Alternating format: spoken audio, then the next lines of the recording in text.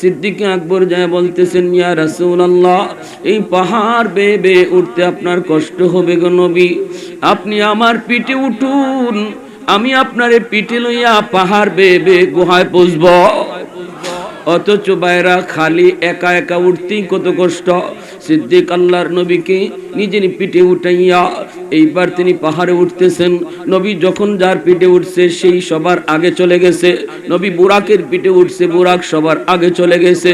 নবী হালিমা সাদিয়ার উটনির পিঠে উঠছে, উটনি সকল উটনির আগে চলে গেছে। নবী সিদ্দিকের পিঠে উঠছেন, সিদ্দিক গোটা উম্মতের আগে চলে গেছে। সুবহানাল্লাহ, আওয়াজ দিয়ে সুবহানাল্লাহ। গুহার কাছাকাছি যেয়ে বলতেছেন, ইয়া রাসূলুল্লাহ, ওগো নবী আপনি আগে ঢুকেন না, আমি গুহার ভিতরে ঢুকবো, যায় দেখি গুহা নিরাপদ কিনা, গুহা নিরাপদ আছে কিনা। আমি আবু বকরকে কোনো হিংস্র প্রাণী যদি আঘাত করে আর আমি মারা যাই, উম্মতের বেশি ক্ষতি হবে না, কিন্তু যদি আপনার কোনো ক্ষতি হয়, ফাহালাকাতিল উম্মাহ, গোটা উম্মত হালাক হয়ে যাবে। নবী গো আপনি এখানে দাঁড়ান, আপনি দাঁড়ান, আমি আগে যেয়ে দেখি নিরাপদ কিনা গুহাটা। গুহার ভিতরে ঢুকলেন, ঢুকে দেখেন অসংখ্য ছিদ্র। তিনি সন্দেহ করলেন ছিদ্রের ভিতরে সাপ থাকতে পারে। পাগড়ে সিরা সিরা সবগুলি ছিদ্রের মুখ তিনি বন্ধ করলেন, একটা ছিদ্র বন্ধ করা সম্ভব হলো না। কাপড় শেষ, নবীকে ডাক দিলেন, নবী গো এইবার আপনি গুহার ভিতরে আসেন। আর ওই ছিদ্রটা পা দিয়া এইভাবে সিদ্দিক ডাইকা রাখলেন। ডাইকে তিনি বসে পড়লেন, বইসা বলতেছেন, ইয়া রাসূলুল্লাহ, কষ্ট হয়েছে গো নবী, আপনার অনেক কষ্ট হয়েছে, আপনি একটু বিশ্রাম নেন, আমার উরুতে মাথা নিয়ে একটু বিশ্রাম নেন।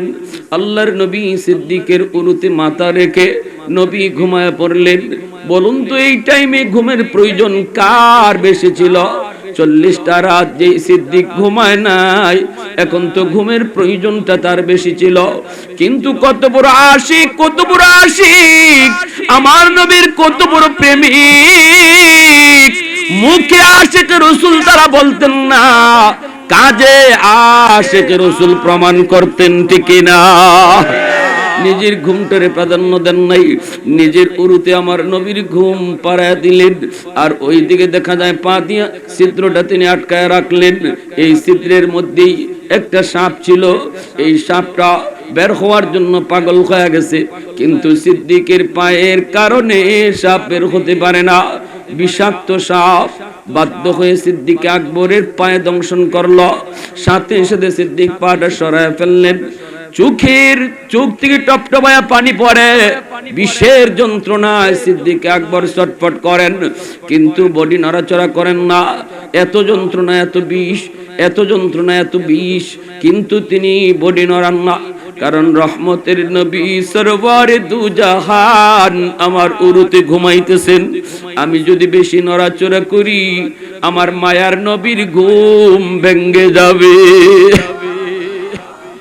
দাঁতে দাঁতে কিরিমিরি খায়া, দাঁতে দাঁতে কিরিমিরি খায়া যন্ত্রণা তিনি সহ্য করেন, তবু বডি নড়াচড়া করেন না। এক ফোঁটা চোখের পানি আমার নবীর পবিত্র গাল মোবারকে পড়ে গেল। সাথে সাথে নবীজির ঘুম ভেঙে গেল।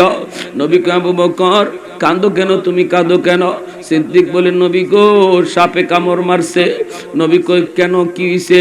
তাহলে আমারে ডাক দাও না কেন? নবী গো আপনারে ডাক দিলে ঘুম ভাঙলে কষ্ট হবে। কোথায়? বলে এই যে।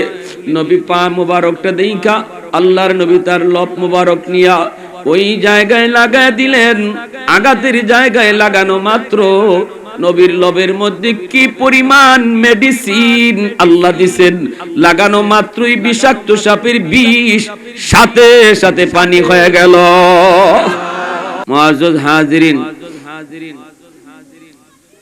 আল্লাহ পাক রব্বুল আলামিন তার তওবাকারী বান্দাদেরকে খুব বেশি ভালোবাসেন। আল্লাহ পাক রব্বুল আলামিন যারা গুনাহ করার পর আল্লাহর কাছে অনুতপ্ত হয়, আল্লাহর কাছে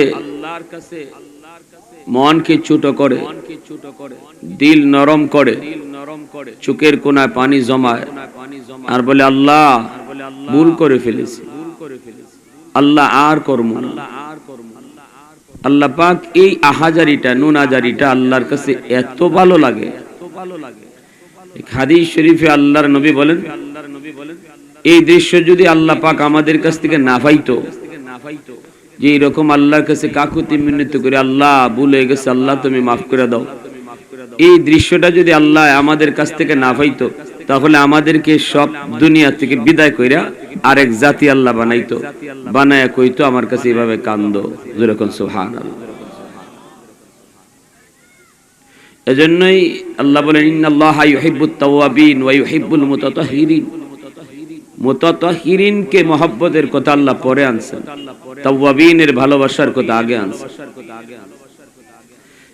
অর্থাৎ যে মানুষটা গুনাহ করে না, পবিত্র,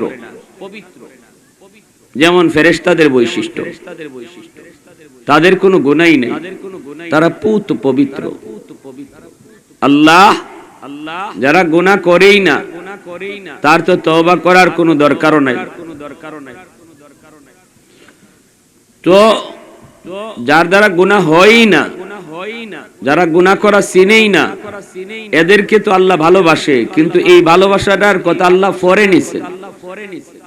তাওয়াবিনের মহব্বত আর ভালোবাসার কথা আল্লাহ আগে আনছেন। অর্থাৎ যে গুনাহ করে, গুনাহ হয়ে যায় তার দ্বারা, আর গুনাহ হওয়াটা স্বাভাবিক। শয়তান তো আমাদের পিছে লাগিয়া রইছে, শয়তান তো আল্লাহকে সামনে চ্যালেঞ্জ করে আইছে যে মানুষের কারণে আজকে আমি জাহান্নামী, আমি আছিলাম জান্নাতি, মানুষের কারণে জাহান্নামী। এই মানুষ কেমন করে জান্নাতে যায় এটাও আমি ইবলিসে দেখব। তো এই জন্য শয়তানে কয় আমি তার ডানে বামে সামনে পিছনে সর্বদিক দিয়ে এমন ভাবে জাল বিছায় রাখবো, তোমার বান্দা যাবে কোথায়, আমার জালে ফরাই লাগবে। ডাইনে গেল আমার জাল, বামে গেল আমার জাল, ডাইনে বামে জাল বিছায় রাখছি, যাবে কোথায়? কিন্তু আল্লাহ পাক বলছেন তুই যতই চ্যালেঞ্জ করস, আমার মুখলেস বান্দা যারা, তাদেরকে তুই জালে ফালাইতে পারবি না। এবং কখন জানি আমার বান্দা তোর কথায় ভুল কইরা, তোর ষড়যন্ত্রে ভুল কইরা আমার কাছে হাত উঠায়, আর হাত উঠাইতে দেরি আর চোখ দিয়া পানি আসতে দেরি, তুই সারা জীবন তার পিছনে ব্যয় কইরা যদ্দূর তারে গুনাহগার বানাইছো, তার এক কান্নায় আমি সব গুনাহ মাফ করে দেব। তোর সারা জীবনের শ্রম মুহূর্তের ভিতরে দুলিশা। এজন্য আল্লাহ নবী একদিন দেখেন একটা মানুষে কান্দে, নবী জিজ্ঞেস করেন ভাই তুমি ভাই কান্দো কেন, তুমি কেডা, কি তোমার পরিচয়? কয় হুজুর আপনি আমারে চিনবেন না, আপনি আপনার পথে যানগা, আমার কান্দন আমারে কানতে দেন। নবী কয় না, এইভাবে তুমি কানতেছো ফুফায়া ফুফায়া, সমস্যাটা কি তোমার? দেখি না কোনো উপকার হয়নি। কয় না না, আপনি আমার উপকার করতেন না, পরিচয় জানলে আপনি আপনার প্রতিই থাকবেন, আমার উপকার করার চিন্তা করবেন না আপনি। নবী কয় কেডা তুমি? কয় আমি ইবলিস। কি কয়? আমি ইবলিস। নবী কয় তুমি ইবলিস, তিবা কান্দো কেন? কয় কান্দি একটা মানুষে আমি 60 বছর 70 বছর 40 বছর তার পিছনে সময় দিয়া আমি তারে বেনামাজি বানাইছি, আমি তারে দিয়া জিনা করাইছি, আমি তারে দিয়ে ঘুষ খাওয়াইছি, হ্যাঁ আমি তারে দিয়ে অন্যায় কাজ করাইছি। ওমা হে একদিন ওয়াজে গিয়া হুজুরের কথা শুনিয়া এমন কান্দন দিছে, আমার 40 বছরের শ্রম মুহূর্তের ভিতরে সব ফানি হয়ে গেছে, আল্লাহ তার জীবনের গুনাহ মাফ করে দিলাইছে। তে আমি কানতাম না দেখি দাও, আমার অত সময় গেল কোন? ইবলিসের সময়ের দাম আছে, ইবলিসের সময়ের দাম আছে, আমি আপনি সময়ের দাম দিই না, কিন্তু ইবলিসে হে প্রতিটা কদম হে বুঝি আটে, টার্গেট লুই আটে, টার্গেট মিস যেখানে হইব ওখানে ইবলিসে আটে না। ইমাম সাহেব কোন সময় কইতো না ইও সিনেমা হলো জায়গা দেখাই, কারণ ইবলিসে জানে এখানে গিয়ে হুজুরের সাথে এই কথাটা কওয়া পুরাটাই ফাও, হুজুরে আমার কথা শুনতো না, আরো যদি বাউরাল দিব, ঠিক না?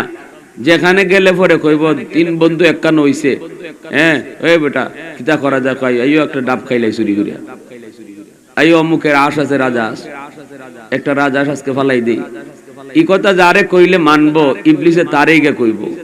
আর যেখানেও কেন খাইতো না, তার কথা চলতো না, এখানে ইবলিস যায় না, এখানে যায় অন্য নিয়তে অন্য কথা লইয়া। যেটা যারে যেভাবে কইলে মানবো এভাবে তারে দিয়া মানায়। যে হানো মন্দরে এখানে ইবলিশে প্রস্তাব দেয় না, হে বুঝে শুনে প্রস্তাব দেয়, হে টার্গেট মিস যাতে না হয়। বুঝে আসছে? এত চালাক।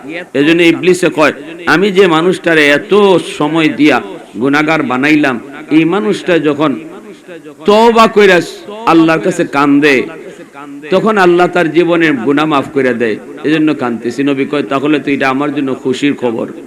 এটা তো আলহামদুলিল্লাহ, আমি আল্লাহর শুকরিয়া আদায় করি আল্লাহ যে আমার উম্মতের গুনাহ তওবার খাতিরে মাফ করে দেয়।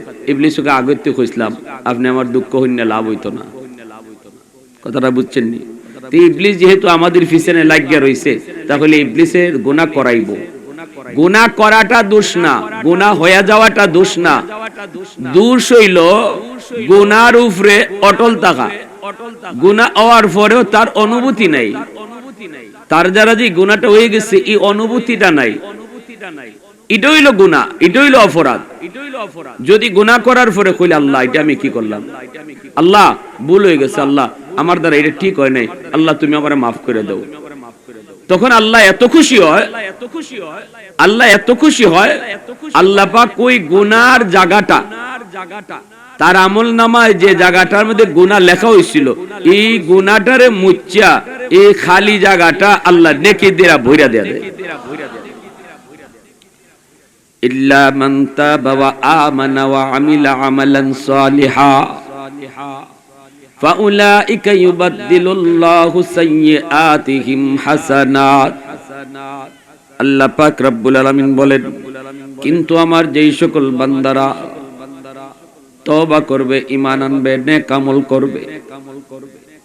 এর আগে গুনার কথাগুলো কইছেন, কতল করছে, জিনা করছে, কঠিন থেকে কঠিন গুনাহ, কঠিন থেকে কঠিন অন্যায় করার পর আল্লাহ পাক রব্বুল আলামিন এইবার আশার বাণী শোনায়, এরপরও যদি আমার কোনো বান্দা তওবা করে, ঈমান আনে, নেক আমল করে, আমি আল্লাহ তার ওই আমল নামার গুনার জায়গা আর খালি রাখি না।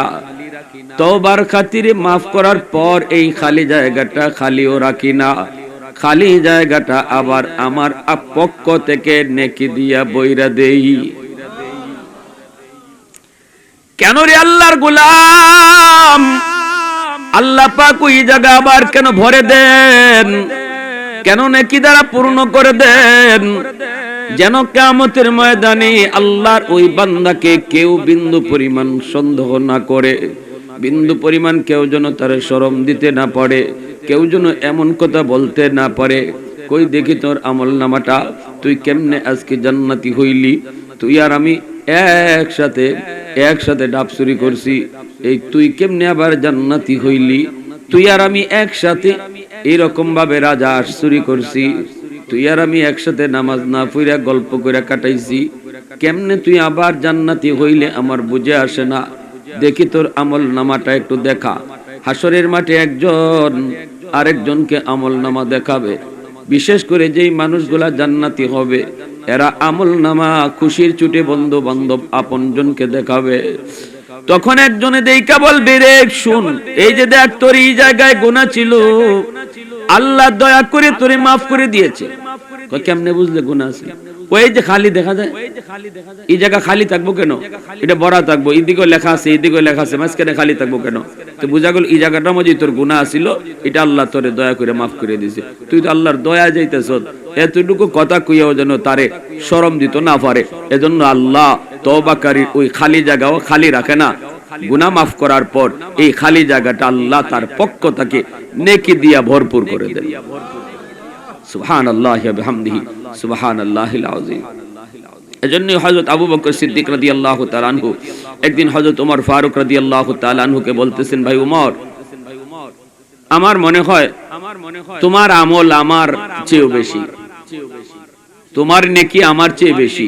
হযরত আবু বকর সিদ্দিক বলতেছেন, হযরত ওমর বলেন, আমার নেকি আপনার থেকে বেশি, এটা আপনি কেমনে কইলেন? দলিল কি, যুক্তি কি, প্রমাণ আছে কি? তো আবু বকর সিদ্দিক বলেন, প্রমাণ হইল আল্লাহর কোরআনে আয়াত, দলিল হইল আল্লাহর কোরআনে আয়াত। বলে কি? ইল্লা মান তাবা ওয়া আমানা ওয়া আমিলা আমালান সালিহা ফাউলাইকা ইউবাদদিলুল্লাহু সাইয়্যাতিহিম হাসানাত। আল্লাহ পাক কইছে যে মানুষ তওবা করব, ঈমান আনবো, নেক আমল করব, তখন তার আমলনামায় যে গুনাহ থাকে এই গুনাহগুলারে আল্লাহ নেকি দিয়ে বইরা দেয়। তো তুমি উমর ইসলাম গ্রহণ করার আগে অনেক অন্যায় করছো, অনেক গুনাহ করছো, কিন্তু ইসলাম গ্রহণ করার পর আল্লাহ তোমার ওই যত গুনাহ বেশি আছিল এই সব গুনাহগুলির তো আল্লাহ আবার নেকি দিয়ে বদলায় দিয়ে দিয়েছে। গুনাহ বেশি থাকার কারণে এখন বদলানির দ্বারা তো নেকিও বেশি হয়ে গেছে। কথাটা বুঝে আসছে না আপনাদের? আগে তোমার গুনাহ বেশি আছিল, কিন্তু এখন আল্লাহ বদলায় দেওয়ার কারণে গুনাহ বেশি থাকায় তো এখন নেকিও বেশি হয়ে গেছে। এজন্য আমার মন বলে যে আমি আবু বকরের চেয়েও তোমার নেকি বেশি।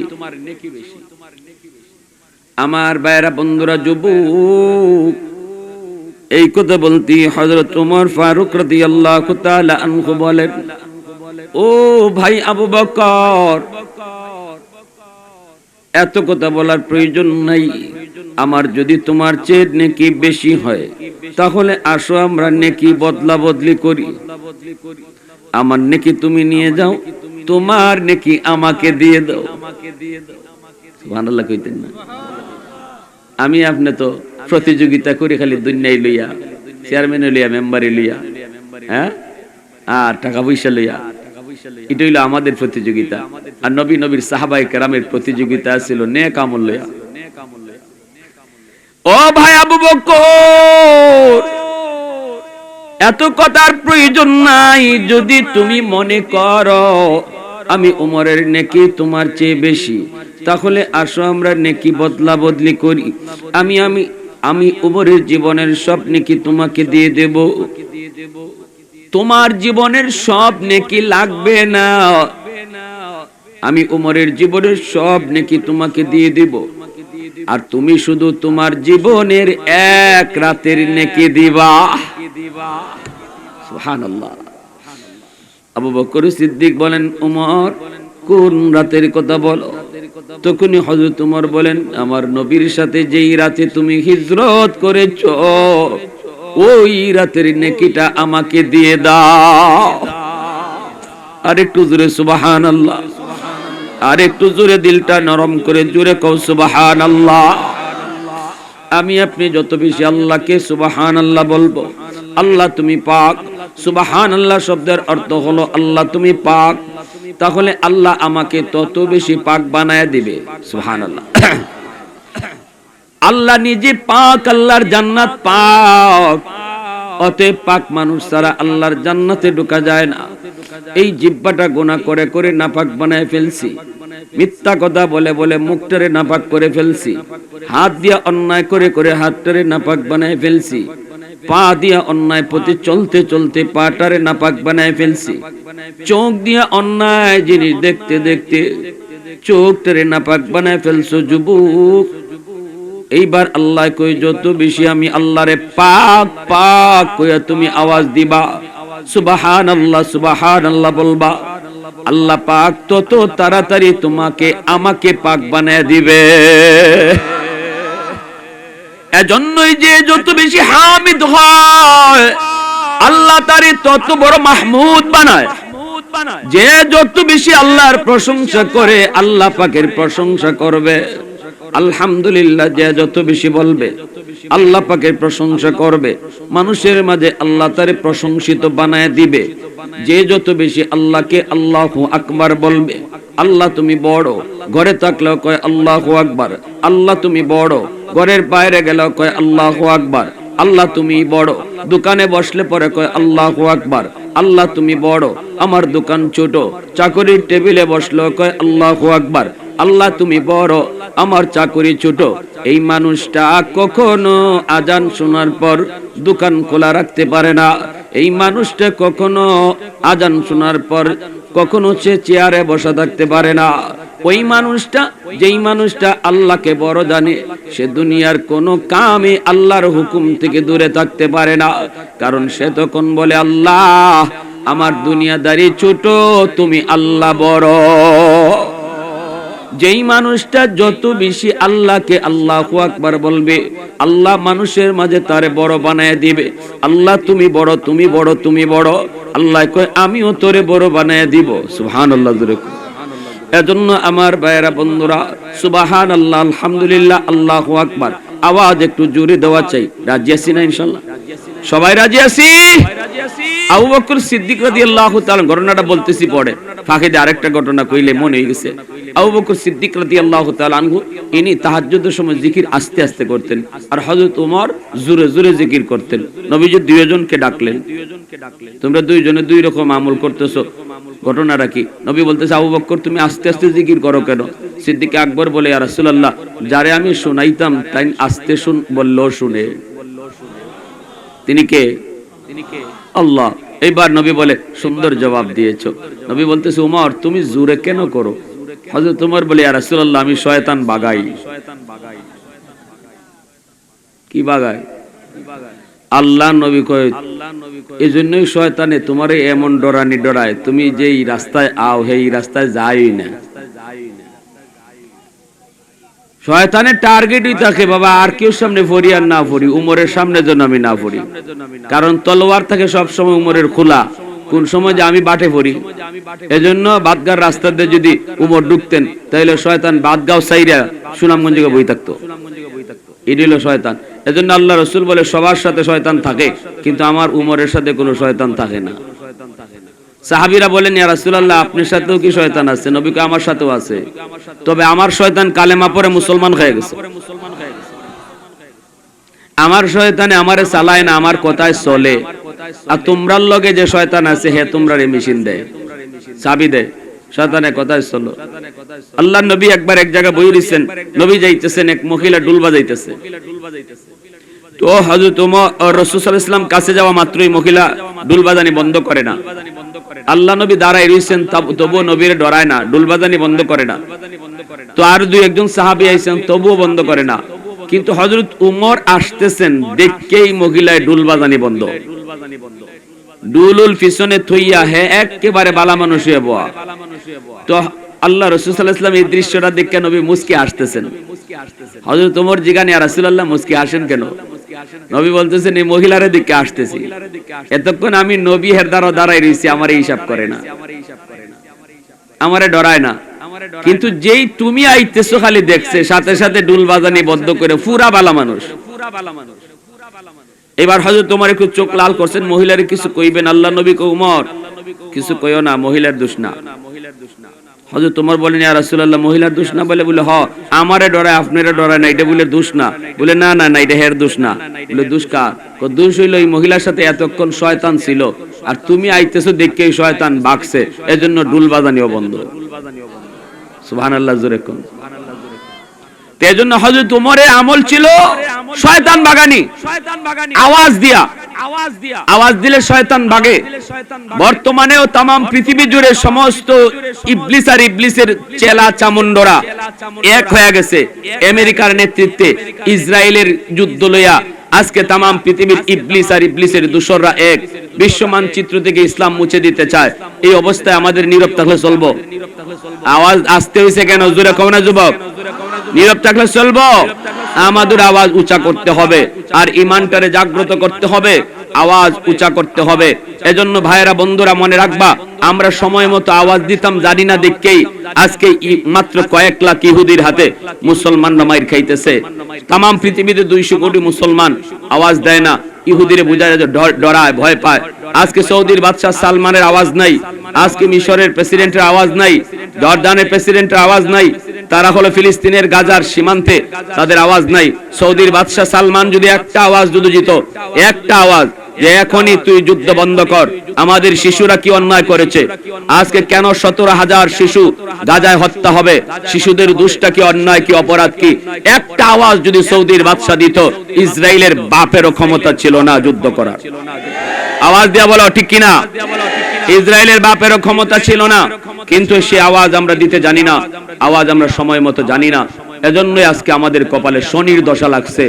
আমার ভাইরা বন্ধুরা, আমি আপনাদের কাছে জানতে চাই, আমাদের সামনে যদি এই সুযোগ কখনো আসে, যদি আজকে গাজা আমাদের সীমানায় হইতো, ফিলিস্তিনের গাজা যদি বাংলাদেশের বর্ডারে হতো, তাহলে আমি আপনাদের মনের ইচ্ছাটা জাগতে চাই, বর্তমানে যেই জুলুম আজকে গাজায় চলছে, যেভাবে রক্তপাত হচ্ছে, যেভাবে গাজার জমিন শিশুদের রক্তে লাল হচ্ছে, লোহিত সাগরের পানিটা পর্যন্ত লাল হয়ে যাচ্ছে, যদি এই অবস্থা তোমার বর্ডারে হতো আর তোমার আমার যাওয়ার সুযোগ থাকতো, জিহাদের শরীক হতে কোন কোন নওজোয়ান তৈয়ার? হাত তুলে আল্লাহকে দেখাও।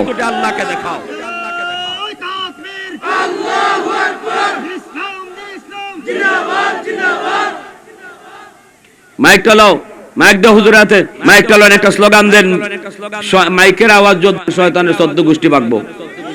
অতএব আপনারাও এই আল্লাহু আকবার কইতে যদি গলাও ভাঙে, মনে রাখবেন এই গলা ভাঙ্গাটাও কিয়ামতের ময়দানে আল্লাহর সামনে সাক্ষী হবে।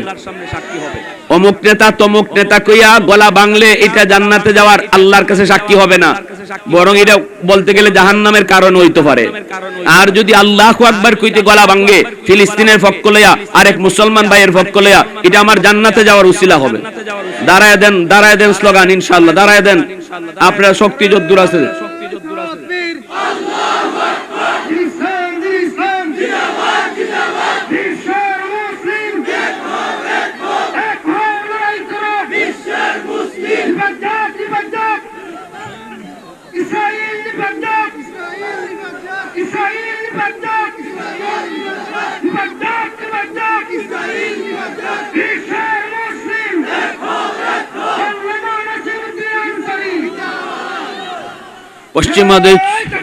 পশ্চিমাদের চোখ পড়েছে কাবা ঘরের প্রান্তরে, ব্রিটিশ দালাল দল বেঁধেছে ধ্বংস করতে চায় কারে। পশ্চিমাদের চোখ পড়েছে কাবা ঘরের প্রান্তরে, ব্রিটিশ দালাল দল বেঁধেছে ধ্বংস করতে চায় কারে। আল্লাহ পাকের ঘর তোর সাহস থাকলে ধর, আল্লাহ পাকের ঘর তোর সাহস থাকলে ধর, দো জাহানের মালিক যিনি পবিত্র কাবা। ওই আরবের দিন বাঁচাতে সত্য ন্যায়ের মুক্তি চাই, মুহাম্মাদের বাহিনী আজ আসলে তোদের রক্ষা নাই।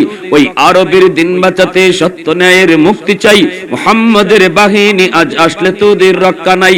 একটাবার দুই হাত উপরে উঠায়া বলো, মুহাম্মাদুর রাসূলুল্লাহ বাহিনী আসেনি। একটু দাঁড়াও, জেগে উঠো ওহে মুসলমান, আর কতদিন দিন ইসলামের সইবে অপমান। একটু দাঁড়াও, জেগে উঠো ওহে মুসলমান, আর কতদিন দিন ইসলামের সইবে অপমান। রক্ত দিয়ে পবিত্র ওই মক্কা মদিনা, সেই জমিনে ইহুদিরা চলতে পারে না। নূর মক্কার ইসলাম তার তাকলো কি আর দাম, বন্দিশালায় তাকে যদি আল-আকসার ইমাম। ওই আরবের দিন বাঁচাতে সত্য ন্যায়ের মুক্তি চাই, মুহাম্মাদের বাহিনী আজ আসলে তোদের রক্ষা নাই। ওই আরবের দিন বাঁচাতে সত্য ন্যায়ের মুক্তি চাই, মুহাম্মাদের বাহিনী আজ আসলে তোদের রক্ষা নাই। পশ্চিমাদের চোখ পড়েছে কাবা ঘরের প্রান্তরে, ব্রিটিশ দালাল দল বেঁধেছে ধ্বংস করতে চায় কারে। আল্লাহ পাকের ঘর তোর সাহস থাকলে ধর, দো জাহানের মালিক যিনি পবিত্র কাবা। ওই আরবের দিন বাঁচাতে সত্য ন্যায়ের মুক্তি চাই, মুহাম্মাদের বাহিনী আজ আসলে তোদের রক্ষা নাই। মুহাম্মাদুর রাসূলুল্লাহর বাহিনী আসেনি রে যুবক, আসেনি। একটু জোরে বলো আল্লাহু আকবার, আর একটু জোরে আল্লাহু আকবার। হয় নাই, আরো জোরে আল্লাহু আকবার। আল্লাহ তুমি কবুল করো। নবীজি বলেছেন, জিহাদের ইচ্ছা যার অন্তরে থাকবে না, জিহাদি তামান্না যার অন্তরে থাকবে না, সে মুনাফিক হয়ে মরবে। আল্লাহ আমাদের মুনাফিকে মরণ থেকে হেফাজত করো। যে সমস্ত মানুষ আজকে জিহাদকে সন্ত্রাস বলে, এরা যত বড় নামাজি হোক, যত বড় হাজি হোক, গাজী হোক, সে মুনাফিক হয়ে মরবে। এটা আল্লাহর নবীর ভবিষ্যৎবাণী, মুনাফিক হয়ে মরবে। অতএব আমাদের দিলের ভিতরে জিহাদের ভাব আসেনি না নাই? আর একটু জোরে। বর্তমান বাংলাদেশের নাস্তিক গুলা এরা জিহাদ নিয়ে ব্যঙ্গ করে, জিহাদ নিয়ে ব্যঙ্গ করে। আরে জিহাদ পাপ, সন্ত্রাস না পাপ। জিহাদ পবিত্র, সন্ত্রাস অপবিত্র। জিহাদ হলো অপারেশন, সন্ত্রাস হলো ক্যান্সার, ঠিক কিনা? আজকে গাজায় সন্ত্রাস চলছে, আজকে গাজায় জুলুম চলছে, আজকে গাজায় অত্যাচার চলছে। শিশুদের কোনো দোষ নাই, 17,000 শিশু কোনো হত্যা হবে, জবাব দাও ইসরায়েলের প্রধানমন্ত্রী নেতানিয়াহু। ফেরাউনের হাত মুসা নবীর জমানায় শিশুদের রক্তে লাল ছিল, আর বর্তমানে নব্য ফেরাউন ইসরায়েলের প্রধানমন্ত্রী, তার হাত গাজার শিশুদের রক্তে লাল, গাজার শিশুদের রক্তে লাল। প্যারে হাজিরিন, এজন্য বলি আওয়াজ চাই, আওয়াজ। রাজি আছি না সবাই ইনশাআল্লাহ? রাজি আছি না আমার ভাইরা বন্ধুরা? এজন্য হযরত ওমর ফারুক রাদিয়াল্লাহু তাআলা আনহু বলতেছেন, ভাই আবু বকর, নেকি কার বেশি কার কম এটা দরকার নাই, আমার জীবনের সব নেকি আপনারে দিয়ে দিব, আপনি আপনার জীবনের নেকি লাগবে না, শুধু এক রাতের নেকি আমারে দিলেই চলবে। আবু বকর সিদ্দিক রাদিয়াল্লাহু তাআলা আনহু বলেন, ভাই কোন রাত? ওমর ফারুক রাদিয়াল্লাহু তাআলা আনহু বলেন, ভাই সেই রাত হলো আমার নবীর সাথে সেই হিজরতের রাত, যেই রাতে তুমি নবীর সফর সঙ্গে ছিলা। ভাইরা বন্ধুরা, যেই রাতে আপনি আমার নবীর সফরের সঙ্গে ছিলেন গো আবু বকর, ওই রাতের নেকিটা শুধু চাই, ওই রাতের নেকিটা আমাকে দিলেই চলবে। আমি ওমর আমার জীবনের সব নেকি তোমাকে দিয়ে দেব, জীবনের সব নেকি তোমাকে দিয়ে দেব। আল্লাহর নবী একদিন আম্মাদান আয়েশা সিদ্দিকা রাদিয়াল্লাহু তাআলা আনহাকে বলতেছিলেন, ও আয়েশা বলো তো আকাশের তারা গোনা যায়নি? কই না গো নবী, তারা তো গোনা যায় না, দেখো না আকাশের ভিতরে কি পরিমাণ তারা, এত তারা গনার তো কোনো ক্ষমতা নাই। নবী বলতেছেন, আয়েশা জানোনি আমার উম্মতের ভিতরে একজন আছে এমন যার নেকি আকাশের তারার চেয়েও বেশি? জানোনি সে কে? আম্মা জান বলেন, নবী গো আপনি জানেন না, আবার আল্লাহ জানেন, কিন্তু আম্মা জানের মনের ভিতরে ইচ্ছা নবী তো আমার আব্বার নামটাই কইব, কারণ আমার আব্বার নেকিটাই তো উম্মতের ভিতরে সবচেয়ে বেশি। এইবার বলতেছেন, নবী গো কন্যা তিনি কে? এবার নবী কয়, তিনি হলেন আমার সাহাবী হযরত ওমর।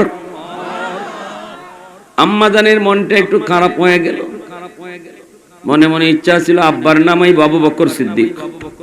আবু বকর সিদ্দিক রাদিয়াল্লাহু তাআলা আনহুর মেয়ে তো আম্মা জান আয়েশা সিদ্দিকা রাদিয়াল্লাহু তাআলা আনহা। নবীজি টের পেয়ে গেছেন, নবী বলেন, আয়েশা মনটা বুঝি তোমার খারাপ হয়ে গেল, আমি বুঝেছি তোমার মনে কি ছিল। ও আয়েশা জানোনি, শুধু ওমর না, তামাম সমস্ত উম্মতের নেকি যদি এক পাল্লায় রেখে দেওয়া হয়, আর আমার আবু বকরের নেকি যদি এক পাল্লায় রাখা হয়, ওমর সহ গোটা উম্মতের নেকির পাল্লার চেয়ে আবু বকরের নেকির পাল্লা ভারী হবে। सिद्दीक तेरा नाम से इस्लाम रहेगा, सिद्दीक तेरा नाम से इस्लाम रहेगा, दुनिया की सदाकत में तेरा नाम रहेगा, दुनिया की सदाकत में तेरा नाम रहेगा, फारूक तेरा नाम से इस्लाम रहेगा, दुनिया की अदालत में तेरा नाम रहेगा, उस्मान तेरा नाम से इस्लाम रहेगा, दुनिया की सखावत में तेरा नाम रहेगा, हैदर तेरा नाम से इस्लाम रहेगा, दुनिया की शजाअत में तेरा नाम रहेगा, मुआविया तेरा नाम से इस्लाम रहेगा, दुनिया की सियासत में तेरा नाम रहेगा। अल्लाहु अकबर। এই বার দেখা যায় আবু বকর সিদ্দিক বলেন, রে ভাই ওমর, ওই রাত যেই রাতে আমি নবীর জন্য 40 দিন আমি অপেক্ষায় ছিলাম, ওই রাতে কি পরিমাণ নেকি আমার হইছে আমি আবু বকর নিজেও জানি না। তোমারে যে আমি বদলা বদলি করমু, আগে তো আমার জানা দরকার এই রাতে আমার নেকি কেমন হইছে। এতটুকু শুধু জানি, আমি আমার নবীর জন্য ঘুমাই নাই, 40 রাত পর্যন্ত আমি এরকম দরজার পাশে হেলান দিয়ে দাঁড়াইছিলাম, কারণ নবী আমাকে ইশারা দিয়েছিলেন, আবু বকর যে কোনো এক রাতে আমি তোমাকে ডাক দিব, হয়তো সেই রাতে হিজরতের রাত হবে। তখন থেকে আমি বিছানায় পিঠ লাগাই নাই। কখন জানি আমার নবী এসে ডাক দেয়। নবী আস্তে করে ডাক দিলেন, সাথে সাথে সিদ্দিক আকবর দরজা খুলে দিলেন। নবী বলতেছে, আবু বকর, এত তাড়াতাড়ি কেমন করে দরজা খুললা? তুমি কি ঘুমাও নাই? সিদ্দিক বলে, নবী গো, আজ থেকে 40 দিন আগে আপনি ইশারা দিয়েছিলেন, সেই দিন থেকে আজও পর্যন্ত আমি আবু বকর বিছানায় পিঠ লাগাই নাই। আল্লাহর নবীকে নিয়ে রওনা দিয়ে দিলেন। ঘর থেকে বের হলেন, গাড়ে সুরের মধ্যে উঠবেন। এত উঁচু পাহাড়, হাঁটা যায় না, উঠা যায় না, এত উঁচু পাহাড়। সিদ্দিক আকবর যায় বলতেছেন, ইয়া রাসূলুল্লাহ, এই পাহাড় বেয়ে বেয়ে উঠতে আপনার কষ্ট হবে গো নবী, আপনি আমার পিঠে উঠুন, আমি আপনার পিঠে লইয়া পাহাড় বেয়ে বেয়ে গুহায় পৌঁছব। অথচ বাইরা খালি একা একা উঠতেই কত কষ্ট। সিদ্দিক আল্লাহর নবীকে নিজের পিঠে উঠাইয়া এইবার তিনি পাহাড়ে উঠতেছেন। নবী যখন যার পিঠে উঠছে সেই সবার আগে চলে গেছে। নবী বুরাকের পিঠে উঠছে, বুরাক সবার আগে চলে গেছে। নবী হালিমা সাদিয়ার উটনির পিঠে উঠছে, উটনি সকল উটনির আগে চলে গেছে। নবী সিদ্দিকের পিঠে উঠছেন, সিদ্দিক গোটা উম্মতের আগে চলে গেছে। সুবহানাল্লাহ, আওয়াজ দিয়ে সুবহানাল্লাহ। গুহার কাছাকাছি যেয়ে বলতেছেন, ইয়া রাসূলুল্লাহ, ওগো নবী, আপনি আগে ঢুকেন না, আমি গুহার ভিতরে ঢুকবো, যায় দেখি গুহা নিরাপদ কিনা, গুহা নিরাপদ আছে কিনা। আমি আবু বকরকে কোনো হিংস্র প্রাণী যদি আঘাত করে আর আমি মারা যাই, উম্মতের বেশি ক্ষতি হবে না, কিন্তু যদি আপনার কোনো ক্ষতি হয়, ফাহালাকাতিল উম্মাহ, গোটা উম্মত হালাক হয়ে যাবে। নবী গো, আপনি এখানে দাঁড়ান, আপনি দাঁড়ান, আমি আগে যাই দেখি নিরাপদ কিনা গুহাটা। গুহার ভিতরে ঢুকলেন, ঢুকে দেখেন অসংখ্য ছিদ্র। তিনি সন্দেহ করলেন ছিদ্রের ভিতরে সাপ থাকতে পারে। পাগড়ে সিরা সিরা সবগুলি ছিদ্রের মুখ তিনি বন্ধ করলেন, একটা ছিদ্র বন্ধ করা সম্ভব হলো না।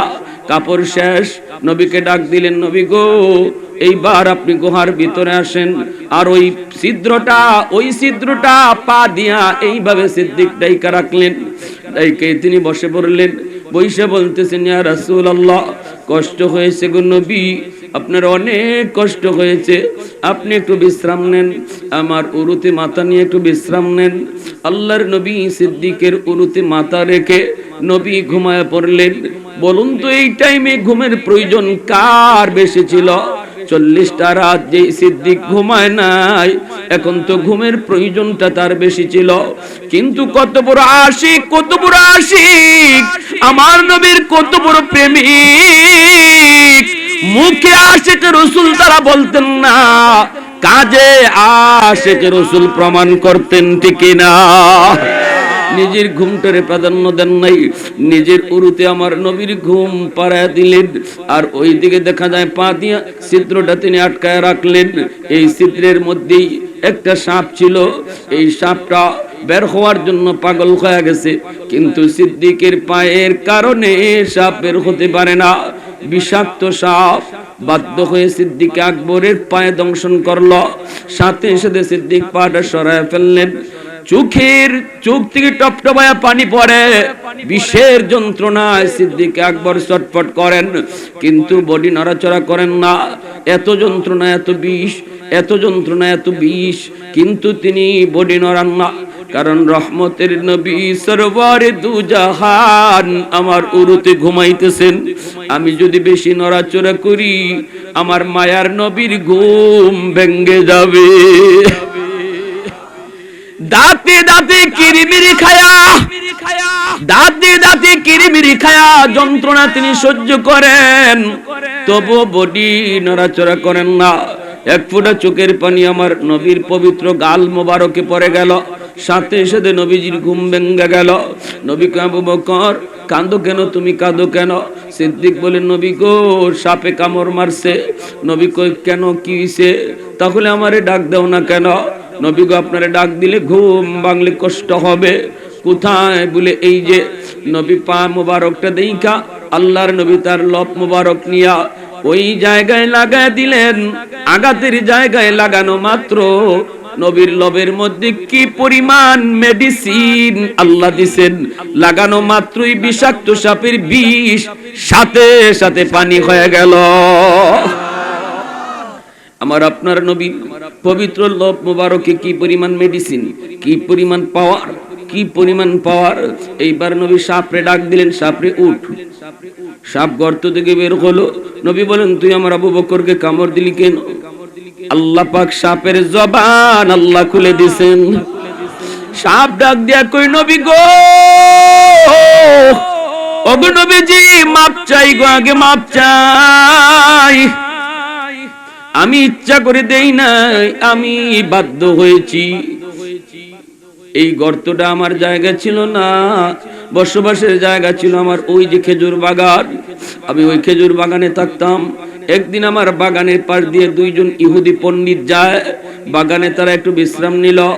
একজন আরেকজন রে কয়, ও মিয়া শোনো, তাওরাত কিতাবে পড়ছনি, শেষ জমানার নবী হিজরত করার সময় একটা গর্তে আশ্রয় নিবেন, যেই গুহাটার নাম হবে গারে সুর। হফরসি কয়, ওই যে দেখু পাহাড়, ওই পাহাড়ের উপরে যে একটা গুহা, এই গুহাটাই হলো গারে সুর। এই গুহাতেই আখেরি নবী, রহমতের নবী হিজরতে রাতে আশ্রয় নিবে। ইয়া রাসূলুল্লাহ, আমি কথাটা শুনে ফেলেছি। যেই নবীর উসিলায় আল্লাহ আমি সাপকেও বানাইলো, যেই নবীর উসিলায় আল্লাহ কায়নাতে রহমত নাজিল করলো, আমি ওই নবীকে দেখার সুযোগ যায়। আমি সাথে সাথে আমার বাসস্থান পরিবর্তন করেছি। আমি গুহায় চলে এসেছি শুধু এক নজর আপনাকে দেখার জন্য। কিন্তু কোন দিন আপনি হিজরত করবেন জানি না। আমি জানা না থাকার কারণে বেশি দূর খাইতেও যাই না। এই গুহা থেকে, গর্ত থেকে বের হইয়া অল্প একটু জায়গা ঘোরাফেরা কইরা যা পাই তা খাইয়ে আবার চলে আসি। আমার মনের ভিতরে স্বাদ, আমার মনের ভিতরে ইচ্ছা, আমি আপনার নুরানি চেহারা এক নজর দেখব। আজ আমার মনের ইচ্ছা পূরণ হওয়ার পথে গো নবী, কিন্তু আপনার আবু বকরের পায়ের কারণে বের হতে পারি না। আমার গুহার, আমার এই গর্তের আর কোনো মুখ নাই যে আমি অন্য দিক দিয়ে বের হব, কোনো মুখ নাই। এজন্য বাধ্য হয়ে সিদ্দিকের পায়ে কামড় দিছি আপনার নুরানি চেহারাটা দেখার জন্য। সুবহানাল্লাহ, আর একটু জোরে সুবহানাল্লাহ, আর একটু জোরে সুবহানাল্লাহ।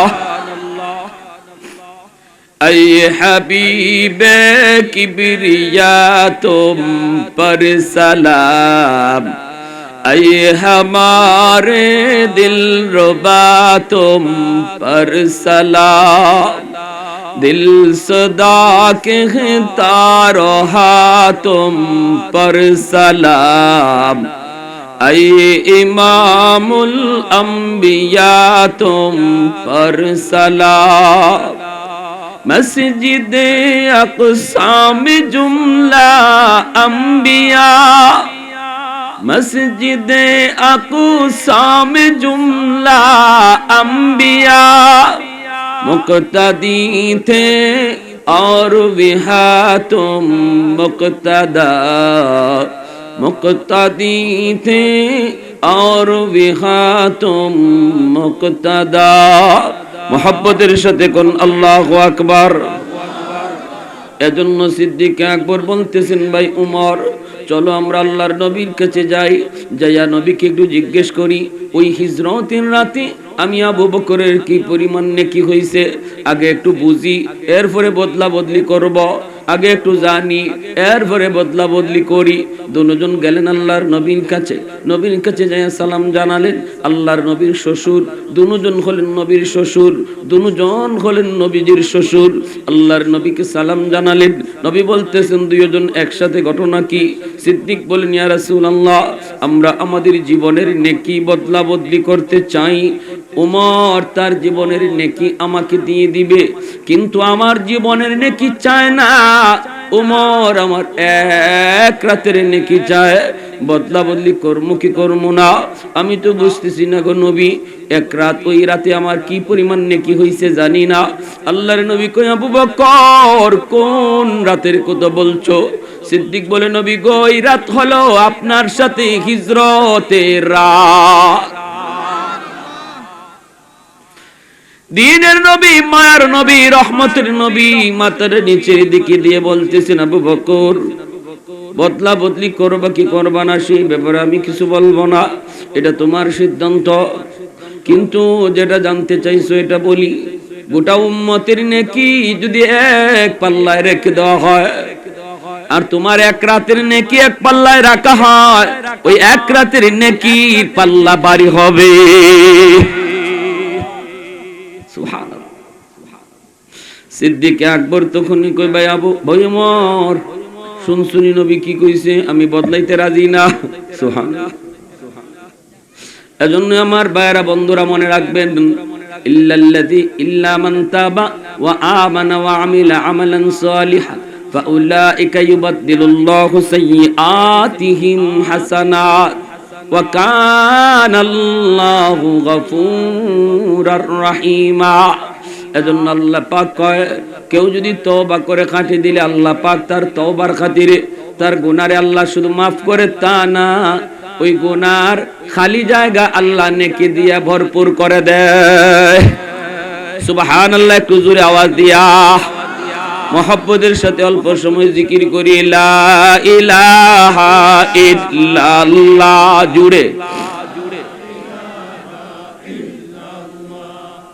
লা ইলাহা ইল্লাল্লাহ, লা ইলাহা ইল্লাল্লাহ।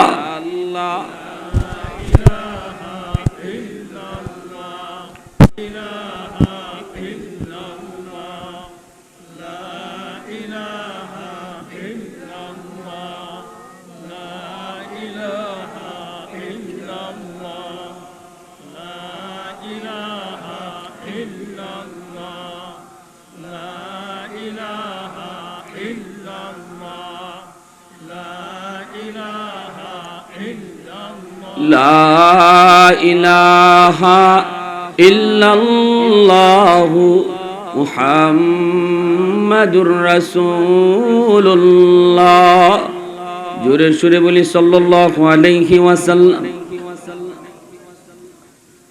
আমার ভাইরা, একজন মানুষ তওবা করার জন্য মেম্বারের কাছে যাওয়া লাগে না, চেয়ারম্যানের হাত ধরতে হয় না, ইমাম সাহেবের কাছে যাই তওবা করা লাগে না, তওবা করতে কারো হাত ধরতে হয় না, তওবা করতে হয় কারে শোনায়া? আল্লাহকে শোনাইতে মুখ দিয়ে বলতেও হয় না,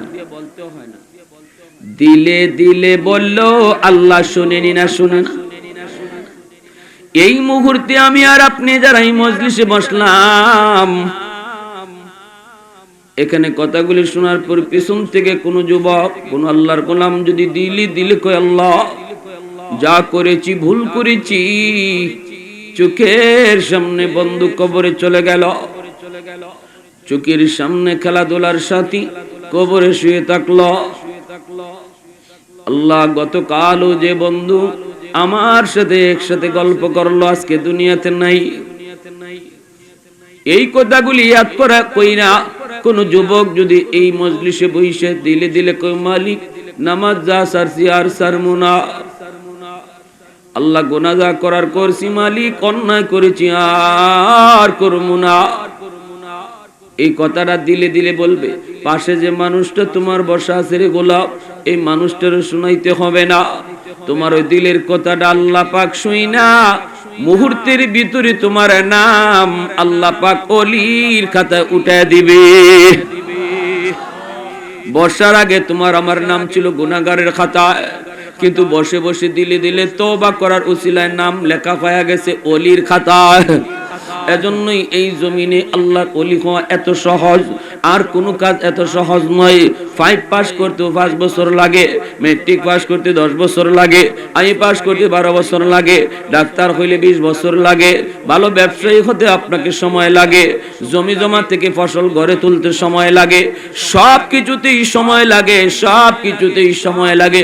সময় লাগে না শুধু এক কামে, সেটা হলো আল্লাহর ওলি হওয়া, আল্লাহর ওলি হওয়া, আল্লাহর বন্ধু হওয়া।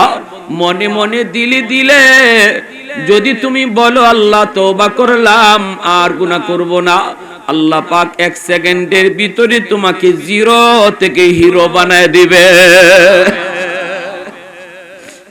এজন্যই তো মুসা আলাইহিস সালামের জমানায় মুসা নবীকে আল্লাহ বৃষ্টি হয় না, আল্লাহ নামাজ পড়লাম সবাই নিয়ে একসাথে তোমার কাছে তওবা করলাম, আল্লাহ তুমি বৃষ্টি দাও।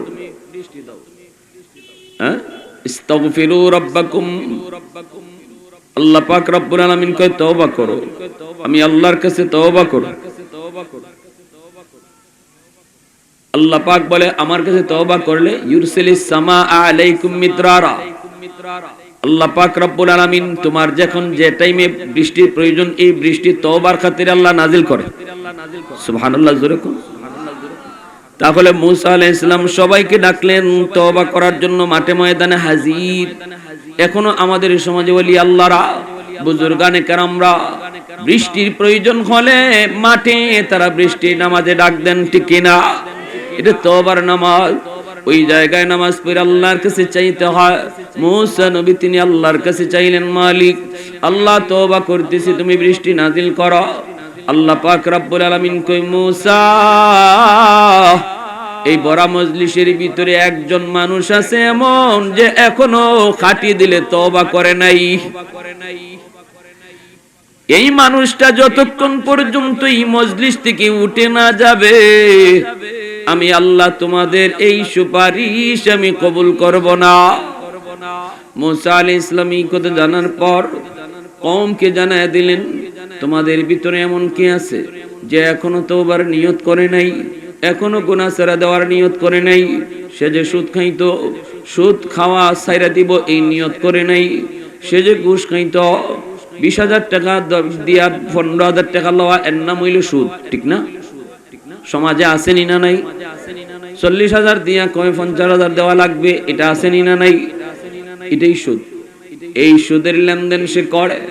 এই মানুষটা এখনো সুদ ছেড়ে দেওয়ার নিয়ত করে নাই। যতক্ষণ পর্যন্ত না উঠবে আমি বৃষ্টি দেব না। আল্লাহ পাক রব্বুল আলামিন এই কথা জানানোর পর মুসা নবী যখন জানায় দিলেন, তখন দেখা যায় কেউ উঠে না। নবী বলতেছেন উঠি যাওগা, তোমার কারণে বৃষ্টি বন্ধ, তুমি যাওগা, আল্লাহর দোহাই তুমি গেলি কে পড়ে বৃষ্টি আল্লাহ দিয়া লাইব।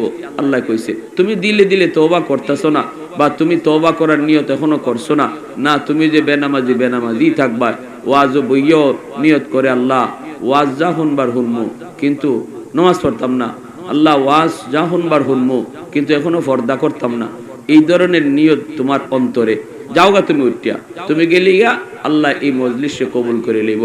কিন্তু কেউ উঠে না। কেউ কি উঠে? মুসা নবী যখন এই কথা বলছেন তখন কানার তো মনে মনে জানা। কানার কি মনে মনে? সে তো বুঝে গেছে আরে আমি তো ধরা খাই গেছি, আল্লাহ তো আমার কথা মুসা নবীরে জানাই দিছে, না জানি আল্লাহ নাম নিয়ে আবার কইছে। তখন কি আল্লাহ গ্রামের সবগুলা মানুষের সামনে যদি আমি এখন উঠি তাহলে আমার ইজ্জত থাকবে না, মানুষের কাছে আমি ধরা পড়ে যাব, মানুষের কাছে ধরা পড়ে যাব। আল্লাহ তোমার কাছে মাপ চাই। আজান হয় নাকি? আল্লাহ আমি তোমার কাছে মাপ চাই। আল্লাহ আমি এখন খাটিয়ে দিলে তওবা করছি, আর গুনাহ করব না, আর সুদ খামু না, আর বেপরদায় চলবো না। যে গুনাহটা হে করতো এই গুনার উপরে সে তওবা করে লইছে মনে মনে, তার পাশে যে লোকটা বয়া ছিল হেও শুনছে না, ঠিক কিনা জোরে কোন? পাশে যে লোক বয়া এই লোকটাও শুনছে না সে যে তওবা করছে, কিন্তু শুনছেন কে? পাশের লোকে শুনে না, শুনেন কে? হ্যাঁ, কেউ যা দেখে না দেখেন কে? কেউ যা শুনে না শুনেন কে? কেউ যা পারে না পারেন কে? আল্লাহ। আল্লাহু আকবার। একটু পরেই দেখা যায় এরা জিয়াদ লাগাই দিছে ওপরে নিকানা হবে আমরা লয়ে যাও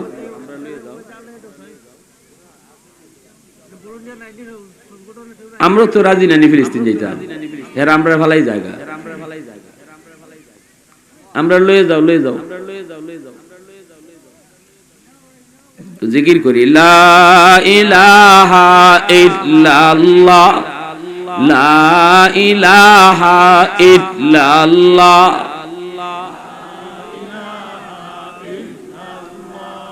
লা ইলাহা ইল্লাল্লাহ জুড়ে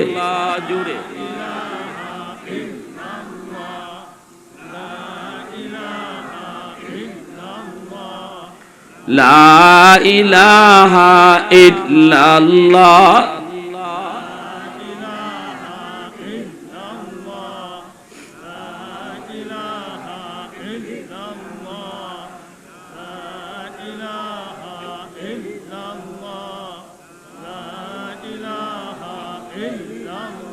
লা ইলাহা ইল্লাল্লাহু মুহাম্মাদুর রাসূলুল্লাহ জোরে সুরে বলি সাল্লাল্লাহু আলাইহি ওয়াসাল্লাম একটু পরে দেখা যায় আকাশে মেঘ জমে গেছে গা আকাশ কালো করে ফেলছে কালো কইরেই বৃষ্টি শুরু হয়ে গেছে গা এখন তো মুসা নবীর কওমে কয় আপনি কইলেন একজন না উঠলে আল্লাহ মেঘ দিত না সব আমরা যার যার জায়গাত বসা কেউ উঠলো না মেঘ নামি গেল তে আপনি নবী কিজাত নবী আল্লাহর সাথে বা কিজাত কথা কইছেন বুঝলাম না মুসা নবী এবার পড়ছেন বিপদ ও আল্লাহ কথা তো উম্মতে ঠিকই তুমি না আমারে কইলা একজন না উঠলে মেঘ দিবাই না কেউ উঠলো না মেঘ দিয়া দিছো অনুম্মতে আমারে সন্দেহ করা শুরু করছে আমি হাসুই নবী নাকি বেজাল আল্লাহ পাক রব্বুল আলামিন কে মুসা যার কারণে এতক্ষণ বৃষ্টি আটকায় রাখছিলাম এখন হের কারণে তাড়াতাড়ি বৃষ্টি দিয়ে দিছি সুবহানাল্লাহি ওয়া বিহামদিহি সুবহানাল্লাহ মুসা নবী কই মালিক কিছুই তো বুঝি নাই আল্লাহ পাক কই মুসা আমার বান্দা এতক্ষণ পর্যন্ত তওবা করে নাই এখন যেই তুমি ঘোষণা দিছো হে শরম ফিরে গেছে উঠলেই তো মানুষের কাছে ধরা ঠিক না উঠলেই ধরা না উঠলেই তো ধরা মানুষ বুঝে ফেলবে তোমার কারণেই তো আটকে রইছে তুই কথা সবাই কইব ঘরে গেলেও জায়গা পাইতো না আল্লাহ বলে আমি আল্লাহর কাছে এমন ভাবে খাঁটি দিলে তওবা করে বসছে রে মুসা এমন ভাবে তওবা করছে আল্লাহ মানুষের মাঝে আমার বেইজ্জত কইরো না এতদিন পর্যন্ত তুমি আমার গুনাহগুলা চুপায় রাখছো আমার অপরাধগুলি অন্যায়গুলি মানুষকে না জানায় তুমি গোপন করে রাখছো আজকে আর তুমি প্রকাশ করে দিও না আল্লাহ আমি খাঁটি দিলে তওবা করলাম আর এই গুনাহ করব না এইবার মুসা নবীকে আল্লাহ একটু নামটা কওনে তার একটু চিনি আল্লাহ কই গুনাহগার থাকতে ওই নাম কইছি না এখন তো সে আমার ওলি গুনাহগার থাকতেই তার নাম তোমারে কই নাই আমি তো ফারতাম এর নাম আব্দুল্লাহ এর উঠতো আমি কইছি একজন তখন তো সে গুনাহগার তখন তো আমার সাথে তার সম্পর্ক নাই তার সাথে আমার সম্পর্ক দূরত্ব বরং আরো দুশ্মনী এখন তো সে তখনই আমি তোমার কাছে নাম কই নাই এখন তো তওবা কইরা বন্ধু হয়ে গেছে এখন কেমনে নাম কইমু সুবহানাল্লাহ আর একটু জোরে সুবহানাল্লাহ প্রশংসা করব কার আর একটু জোরে মালিকের নাম কার আহাদুল লাইসা কামিসলি সামাদুন লাইসা কাফাদলি লিমানিল মুলকু তুগু ইতু সাজাওয়ার খুদাই তো খুদা বন্দে আমি নি তো খুদা বন্দে সারি তো খুদা বন্দে জমিনি তো খুদা বন্দে সামাই তু রহিমি তু করিমি তু সমিঈ তু বসিরি তু মুইদ্দি তু মুদিল্লি তু মালিকিল আরশি বজাই বরি আজ খুরদন অখুফতন বরি আজ তহমতে মরদন বরি আজ বিম উমিদি বরি আজ রঞ্জ বালাই। আল্লাহু আকবার, আর একটু জোরে আল্লাহু আকবার। التائب من الذنب كمن لا ذنب له او كما قال النبي عليه السلام। এজন্য আল্লাহর নবী কয় তওবাকারী যখন তওবা করে আল্লাহ তার তওবাকে এমন ভাবে কবুল করে নেয় যেন সে কোনো গুনাহ করে নাই। অতএব আমি আপনিও যদি এই জায়গায় বৈশা এখানে বৈশা দিলে দিলে যুবক যদি কও গুনাহ তো করছো আর কত, একটু চিন্তা করে কও দিলে আর কত, মন যা চায় তা তো করছো আর কত। এবার অন্তত হাতটা জোর করে বলি এবার ফিরে আসো। আল্লাহ তোমাকে পিছন থেকে ডাকতেছে, ইয়া আইয়ুহাল ইনসান মা গাররাকা বিরাব্বিকাল কারীম। রে বান্দা, কোন জিনিসে তোরে আমি আল্লাহ থেকে ভুলায় রাখলো? আমি যেখানে এত করিম, রব্বে করিম, আমি দয়ালু মালিক, আমি তোরে মার ফেটে খাওয়াইছি। মার ফেট থেকে যখন তুই দুনিয়াতে আস, খানার খাদ্য নালীটা এই নাভি দিয়া গেছে খানা ফেটে থাকতে, এটা যখন নাভিটা কাটতে দেওয়া হয় তখনই বাচ্চারা দেখবে ওয়া ওয়া ওয়া ওয়া কয়ে কান্দে। তখন কান্দে কি কয়ে জানেন? হায়রে আমার খাওয়ান আটকাই দিল কেডায়, আমার খাওয়ান আটকাই দিল কেডায়। নাভির যখন কাটে তখন আল্লাহ পাক কয়ে কান্দিস না, মার ফেটে তোর খাওয়ান আইছি এক লাইনে, আর দুনিয়ার যেখানে যাইতেছো এখানে আমি তুমি যাওয়ার আগে খাওয়ান রেডি যাচ্ছি 2 লাইনে। সুবহানাল্লাহ। মার 2টা বুকের দুধ তোমার জন্য এখন থেকে খাওয়ান আইব 2 লাইনে। 2 লাইনে, আগে ছিল 1 লাইনে, এখন 2 লাইনে। এরপর আল্লাহ পাক কয় আমি জানি তুমি যাওয়া মাত্রই, তুমি এখানে যাওয়া মাত্রই, দুনিয়াতে যাওয়া মাত্রই তোমার খানার দরকার, এজন্য তুমি যাইবার দুনিয়া যাইবার আগে তোমার খাওয়ান আগে আমি পৌঁছাই দিছি। সন্তান দুনিয়াতে আসার আগেই মার স্তনে দুধ চলে আসে। সুবহানাল্লাহ, জোরে কইবেন না? তাহলে বোঝা গেল আল্লাহ আমাদেরকে বানাইবার আগে আল্লাহ আমাদের রিজিকের ব্যবস্থা করে রাখছে। তাহলে এত টেনশন, এত বাহাদুরি কিসের করো? কিসের করো?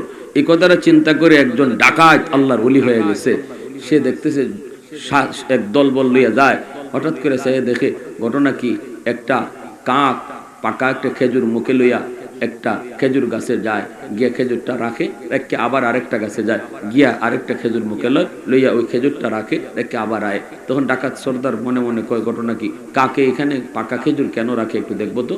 তখন ডাকাত সর্দার সে নিজে উঠছে, উঠতে দেখে খেজুর গাছের এরকম একটা কের মধ্যে মাঝখানের মধ্যে একটা সাপ, অনেক বড় একটা বিষাক্ত সাপ, চোখ নাই, অন্ধ।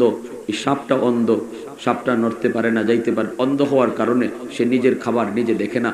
আল্লাহ রাব্বুল আলামিন একটা কাককে তার রিজিকের জন্য আল্লাহ ব্যবস্থা করে দিলেন।